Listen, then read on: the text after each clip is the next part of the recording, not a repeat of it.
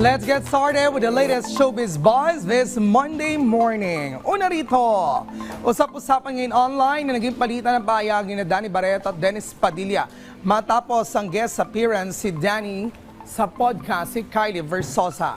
Sa podcast, nag-open up si Danny tungkol sa ilang painful experiences noong bata pa siya, kabilang ang madalas sumanong sigawan at tensyon sa loob ng kanilang bahay.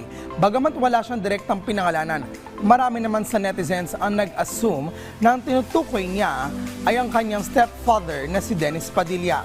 Sa isang now-deleted comment, sinabi naman ni Dennis na sasagutin niya ang mga naging pahayag ni Danny point by point. Nag-react naman si Danny at diretsa ang pinabulaanan ang ilang naging pahayag umano ni Dennis. Ayon sa celebrity mom, nasaksiyan nila noon ang madalas umanong pagtaas ng boses nito habang magkakasama sila sa iisang bahay.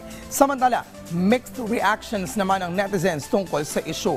Habang may mga sumusuporta kay Danny, may ilan din naniniwalang mas mabuting pribado na lamang resolbahin ang alitan ng pamilya. Sa ngayon, wala pang panibagong statement si Dennis kaugnay sa naging sagot ni Danny.